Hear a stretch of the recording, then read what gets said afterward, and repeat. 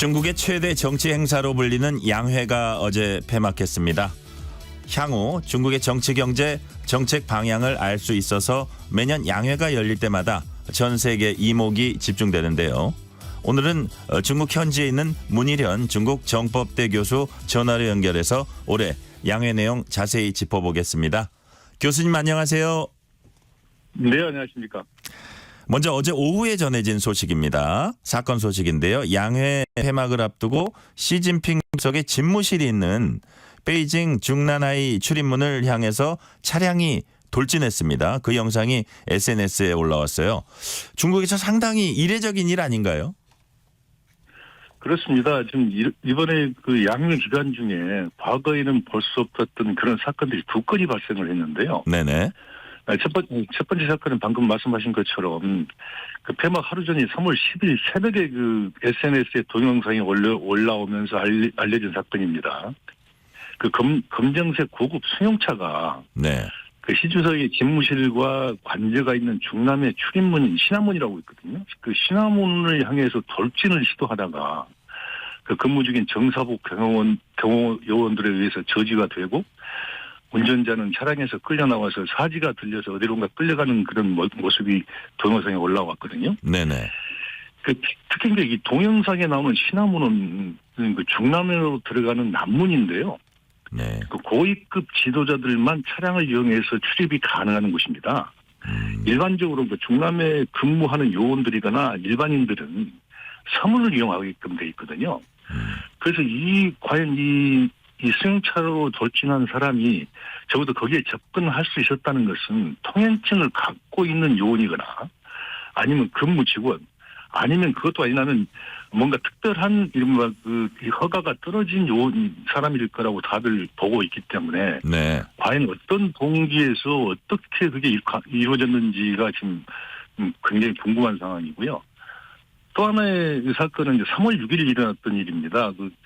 이 양회가 열리는 인민대회당에서 그 경제 관련 부장들, 우리로 치면 장관들이죠. 네. 장관들이 합동 기자회견을 하고 있는 그런 자리였는데 한 여성이 그 부장들이 앉아있는 단상을 향해 돌진을 시도했습니다.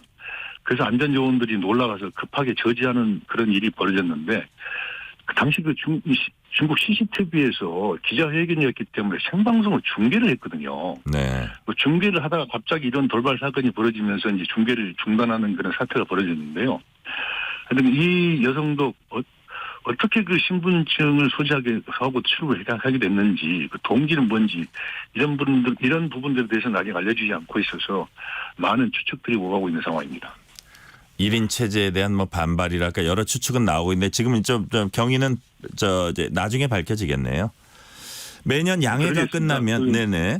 양회에서 제시된 경제 성장률 목표치가 주목을 받곤 했습니다. 특히 올해는 중국 경제가 침체에 빠졌다는 진단이 나오고 있는 상황이어서 양회에서 제시된 경제 정책에 더 관심이 쏠립니다. 어떤 내용이 제시됐나요? 그렇습니다. 지금 말씀하신 것처럼 그 올해 양회의 최대 관심사는 경제 위기를 어떻게 극복할 것인가 하는 이른바 대책이었거든요. 네네. 그래서 일단 최대 관심사였던 경제 성장 목표는 5% 내외라고 이제 제시를 했고요.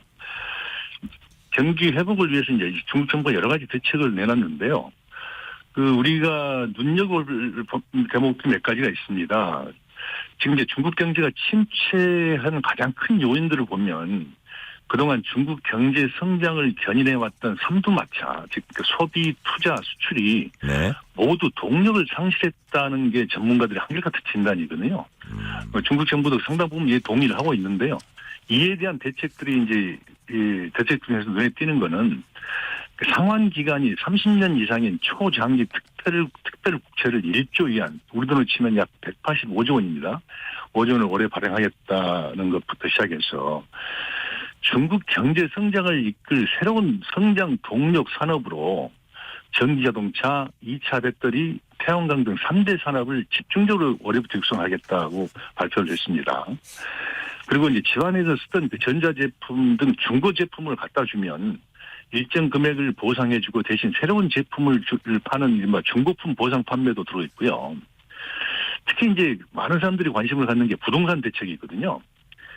이 부동산 개발업체들이 이미 분양을 해놓고도 자금이 없어서 건설을 중단한 아파트가 중국 전역에 약 2천만 채 이상 된다고 그럽니다. 네. 이로 인한 피해자들이 너무나 많기 때문에 어떻게 구제하느냐가 문제였었는데요. 중국 정부가 내놓은 대책을 보면 일단 파산할 업체는 파산을 시키되 필요하다고 판단되는 아파트는 이제 국영기업에서 자금을 제공해서 이를 사들여가지고 이 아파트들을 공공아파트로 활용하겠다는 대책도 이번에 내놓았습니다. 네네. 그래서 하여튼 여러 가지 대책이 과연 실효성이 있는지를 한번 지켜볼 필요가 있을 것 같습니다. 네네. 그런데 중국에서 경제 사령탑이라고 하면 보통 총리를 꼽지 않습니까? 그래서 통상 양회 가운데 하나인 전인대 폐막 때 총리가 내외신 기자들 대상으로 기자회견을 해왔습니다. 이 기자회견에서 나온 전임 리커창 전 총리의 발언들은 상당히 주목을 받기도 했어요. 그런데 중국이 앞으로 이 같은 총리 기자회견을 하지 않기로 했다는 얘기가 있습니다. 이유가 뭔가요? 중국 정부의 공식적 설명은 국무원에 있는 부장들이 각자 기자회견을 하기 때문에 굳이 총리가 직접 나설 필요가 없다는 게 이제 설명입니다. 그렇지만 서방에서는 그것보다는 정치적 이유 때문 아니겠느냐 하는 관측들이 우세한데요. 네. 이번 양에서 가장 눈에 띄는 법 개정 조항이 하나 있었는데 그게 국무원 조직법 개정안입니다. 국무원 조직법 골자를 개정안. 보면 예. 네, 국무원 조직법 개정안인데요. 그 골자를 보면 중국 공산당이 국무원을 지도한다. 그리고 국무원은 당의 결정과 지침을 실행하는 집행기관이다. 그리고 총리의 권한을 제한하는 여러 가지 조치들을 구체적으로 명기를 해놓았습니다. 한마디로 얘기하면 당 1인자의 위상은 대폭 강화가 된 반면에 총리의 위상은 역으로 대폭 약화된 것이거든요. 그렇게 보면 총리가 중국을 대표해서 국내외를 상대로 기자회견을 하는 것 자체가 1인자에 대한 일종의 불경이 아니냐 하는 그런 시각으로 해석될 수가 있기 때문에 내부의 토론을 거쳐서 취소한 것 아니냐 하는 게 서방 언론들의 대체적인 분석입니다. 결국은 시진핑 주석 1인 통치 체제가 더욱 강화되는 그런 한 흐름이다 이렇게 이해를 하면 되겠네요. 그렇습니다. 지금 그런 정황들이 여러 가지가 나타나고 있는데요. 대표적인 게 이제 최근 상황을 보면 기존에 몇십 년간 지켜져 왔던 정치적 관행이라든가 관례, 규범이 다 모두 깨지는 상황들이 지금 벌어지고 있거든요. 예를 들자면 원래 작년 가을에 열었어야 했던 그 삼중전회가 있었는데 삼중전회를 지금까지 안 열고 해를 넘겨서 양회부터 여는 건 이번이 처음입니다. 네. 그리고 방금 말씀하신 것처럼 30년간 이렇게 지켜져 왔던 관례였던 그 총리 기자회견도 중단을 했고 양회도 그동안은 회기가 2주 정도였거든요. 근데 이번에는 일주일로 단축하는 기현상이 벌어졌습니다. 결론적으로 얘기하면 시진핑 주석 1인 통치 체제가 강화되면서 기존 관행이나 관례 그리고 규범 등이 상당 부분 무시되는 현상들이 잇따라 발생을 하고 있는데 이거는 바꿔 얘기하면 등사법령이 제정했던 그 연임 제한이라든가 집단 지도 체제 그리고 당정 분리, 정경 분리와 같은 그 정치적 유산이 이번을 계기로 모두 다 소멸되는 것 아니냐는 게 중국 전문가들의 평가이고요. 그래서 앞으로는 그 시적 1인이 국정 정반을 친히 관장하는 그 만기 칠남식 통치 방식이 앞으로 더욱더 강하게 나타나지 않겠느냐는 그런 전망들이 많습니다. 중국의 대외 정책 방향도 주목됩니다. 특히 한반도 문제와 관련해서 한반도에 다시 전쟁이 일어나선 안 된다는 발언이 나왔습니다. 이 발언의 배경이 뭔지 그리고 이를 통해서 알 수 있는 중국의 한반도 정책 어떤 것인지 좀 짚어주세요. 중국의 외교부장이 직접 한반도 전쟁이라는 용어를 사용하는 것 자체가 대단히 예외적인 일인데요. 이 이야기는 중국이 한반도 정세를 지금 얼마나 엄중하게 바라보고 있느냐를 보여주는 방증이라고 저는 생각을 하거든요. 네. 전쟁이라는 단어는 북한이 6차 핵실험에 이어서 30여 차례 미사일을 발사하면서 한반도 전쟁 위기설이 난무했던 2017년이 있었는데요. 그때 처음으로 중국이 사용을 했는데 7년 만에 이를 다시 소환하는 겁니다. 특히 왕이 부장이 그 다음에 이제 무슨 말을 덧붙이냐면요.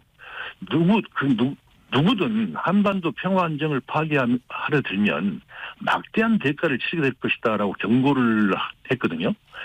이게 얼핏 보기에는 한국과 미국을 겨냥한 것으로 보이지만 그걸 자세히 들여다보면 북한도 염두에 둔 것 아니냐는 해석도 많습니다.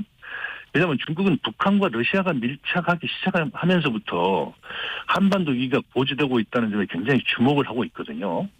특히 이제 과거 소련이 배후에서 조정을 하면서 6.25 전쟁이 일어났던 그 상황과 현재의 구도가 너무 흡사하다는 우려가 중국 내에서 광범위하게 퍼지고 있고 또 공유되고 있어서 굉장히 걱정스러운 눈으로 바라보는 사람들이 많습니다. 네. 또 이제 역시 중국의 대외 정책하면 중요한 게 대미 관계일 텐데 이번 양회에서 드러난 중국의 대미 정책 어떤 건가요? 중국 왕이 부장이 이제 내외신 기자회견을 통해서 밝힌 거는 미국을 강하게 비판을 하면서 동시에 미국의 대화를 해야 된다고 하는 그 손을 내밀었는데요. 이걸 종합적으로 평가를 하면 싸우지만 판은 깨지 않는다라는 그 전통적인 전략을 구사하는 거 아니냐라는 분석들이 많습니다. 네. 특히 이제 미국은 올해 말 대통령 선거가 있잖아요. 네네. 그래서 바이든이나 트럼프 할 것 없이 모두 중국 때리기에 올인할 가능성이 매우 높기 때문에 중국 역시 그에 대해서 그냥 당하고만 있지 않겠다고 하는 그런 의지를 강하게 표명한 것으로 보이고요. 특히 미국이 하는 만큼 중국도 맞받아치겠다는 강경 기조는 그대로 유지하겠다는 그 의지를 천명한 거 아니냐. 그래서 중미 간 관계도 미중 간 관계도 올해 그리 순탄치 않을 것으로 보인다는 전망이 많습니다. 네. 그 양안 관계도 이제 긴장이 높아지고 있는데 중국이 뭔가 달라진 타이완 정책을 제시했는지도 궁금합니다. 교수님 죄송합니다. 이 시간이 30초밖에 안 남아서 한 20초 정도를 짧게 한 줄만 말씀해 주세요. 알겠습니다. 대만 정책은요, 이번에 그 이창 총리가 언급을 하면서 평화 통일이란 말 대신 그냥 통일로만 언급을 했습니다. 평화를 빼고요. 그래서 대만에서 강경한 기조를 계속 유지할 것이라는 전망들이 지금도 많이 나오고 있습니다. 네. 오늘 여기까지 듣겠습니다. 지금까지 교수님 감사히 잘 들었습니다. 중국 정법대의 문희령 교수였습니다. 감사합니다.